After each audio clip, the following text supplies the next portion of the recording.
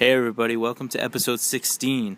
I can't believe I'm on episode 16 already. It's really crazy how everything's going by so fast. I'm here today with actor Nick King. What's going on, brother? How you doing, Andrew? It's good. Hey, what was one of your favorite memories of being on set? For me, it was probably the first Sinister, the pool scene. It was, I don't know, it was a lot of fun. You know, a lot of different variables going on. You know, with all the stunt people, the actors, and you know, just everything. It was probably about 3-4 hour shoot just for 10-15 seconds worth of the movie, but it was a lot of fun. Nice. Now, do you have out of Sinister 1 and 2, do you have a favorite kill scene?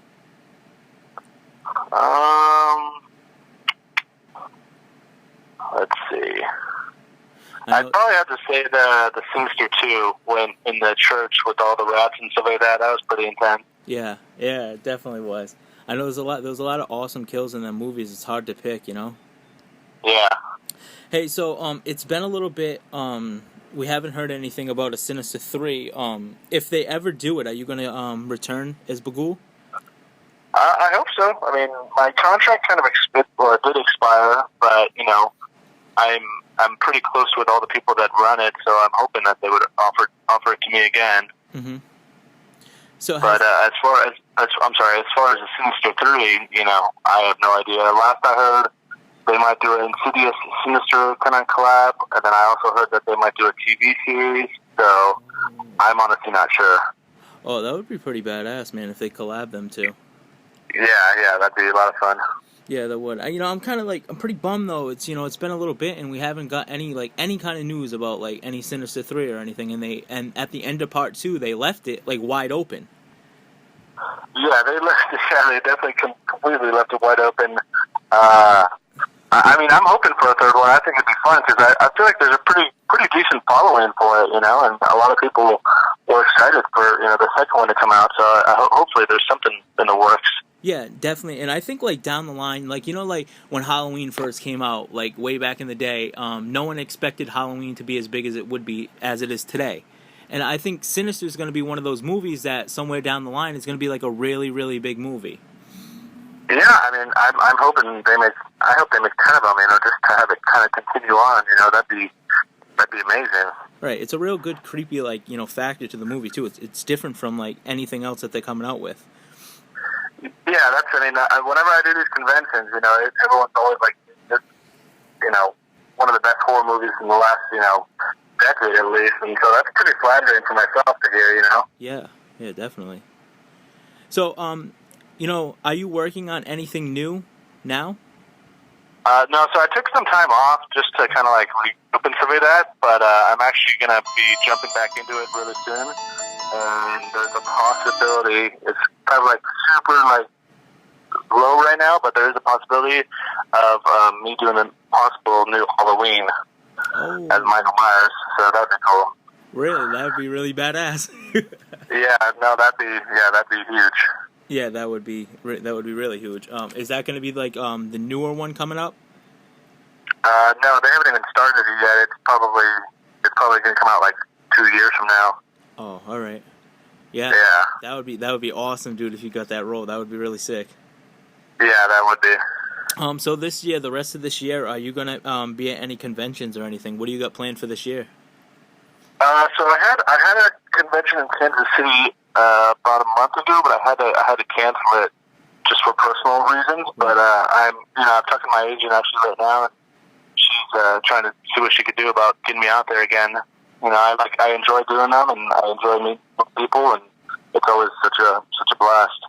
Now, recently at conventions, I'm pretty sure you've seen a lot of it happening too. So, in-costume photo ops are a thing. Would that be something you would ever do if you had the opportunity to? Absolutely, yeah. I did one. I think last year. Oh, in costume. I forgot where it was. Yeah, I think it was Kentucky. I can't remember exactly. A guy named Chuck Ryan Cosplay. He's the one that kind of brought the costume and did it all for me and got it all set up. So, yeah, I can't remember what state it was in, but yeah, I've actually done one because the costume that I have is all foam injected now, so it's all tucked away on a shelf. You can't even wear it. Right. So in the movie, like, walk me through the how they did your makeup. Was that prosthetic, or was that like a mask that you wore in the movie? It was a mask.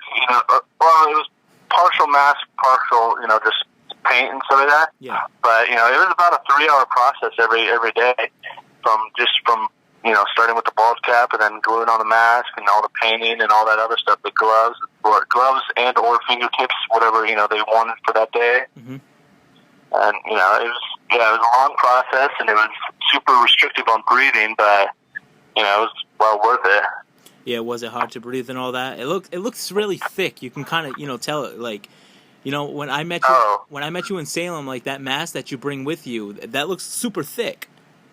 It's extremely thick, and towards the end of Sinister 2, we were shooting kind of in the middle of summer, and there'd be pools of sweat, building into the mask because everything's sealed shut. So it was pretty hot, but other than the restrictive breathing, which made me extremely tired, it was badass. It was all good. How long were usually how long were you filming each day? Well, I'd get there probably about 2 hours before everyone else, get in the costume, so we're talking, 2 hours before call, then an hour after call. And then I'd probably, for Sinister 1, I pretty much wore it all day long, so probably every bit of 14, 15 hours. Yep. And then Sinister 2, they kind of realized, hey, it's, not the most comfortable thing to wear, so they tried to accommodate me more as far as, like, a time frame of when I would need it, and, stuff like that. Because you have to keep in mind, there's no mouth on it, so, yeah. If I'm wearing this thing all day long, I'm not eating, I'm not drinking, I'm just sitting there. Yeah, I know, like, I was just going to say, you can't just rip it off if you get extremely thirsty, can you? No, you can't.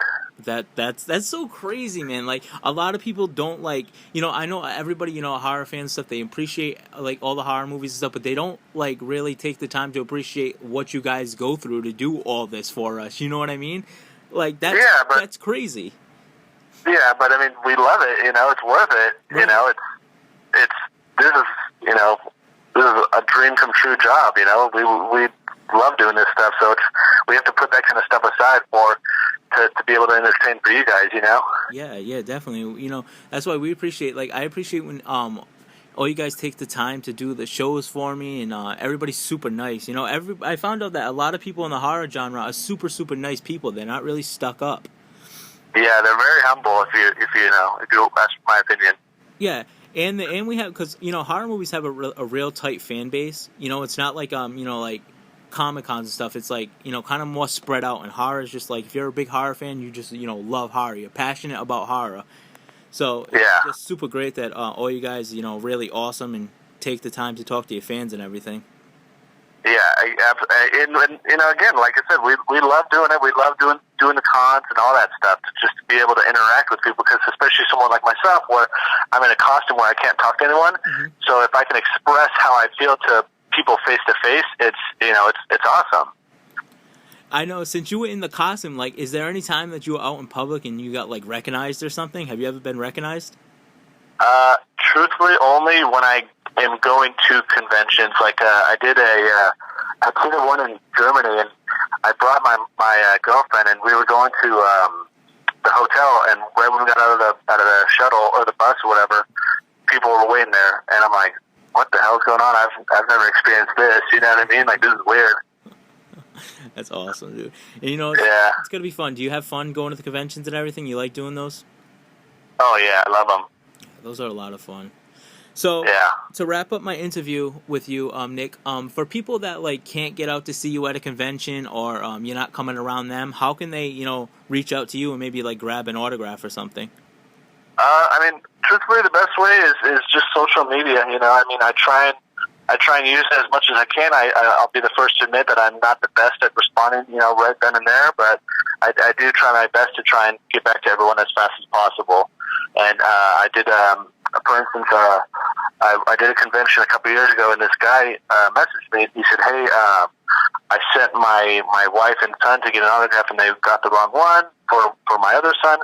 is there any way that you can, do one and send it out to me? And I said, yeah, sure, absolutely. So I filled one out, the one that he requested, and sent it out. Awesome, dude. See, that's so awesome that you did that, because like a lot of people wouldn't do that also. You know what I mean? Yeah, I mean, they sometimes people forget where we come from and what we're blessed with. Right. Nick, thank you so much for taking the time to do this show with me today. Thank you, Andrew. Appreciate it, man. Hey, later, bro. All right, man. Have a good one.